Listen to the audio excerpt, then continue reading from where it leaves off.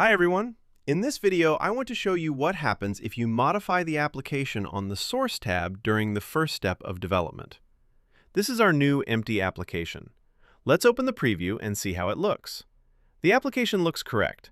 Now let's add a button component and repeat the test. The button component appears on the screen and everything works correctly. This is the recommended way to update the application, by using the Design tab. However, sometimes users change the application UI directly from the Source tab. Let's see what happens in this case. I will open the screen source code and add some text here. After refreshing the screen, we can see the new HTML content.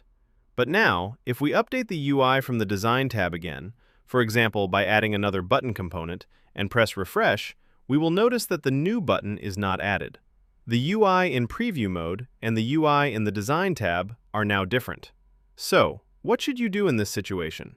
You can continue editing the application from the Source tab, but this is not the recommended approach. To restore the normal application behavior, you need to perform two simple steps. First, remove the modified assets. In this example, we can delete screen 1. You can also delete the entire SRC folder. Next, select Undo all source changes. The code is now restored.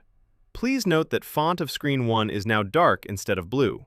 This means the screen is no longer modified from the Source tab. If we press the refresh button again, we will see the same UI in both preview mode and design mode. But what if you need to insert a predefined piece of HTML code into the application? For example, like this. You can do it easily. Copy the code, return to the application, select the content component, and press the Parse HTML button. Here you can insert any HTML code and press Parse. The required components will be generated automatically and added to the application. Also note that the Parse HTML button is available not only in the content component, but also inside the standard HTML component. That's all we wanted to show in this video. Thanks for watching.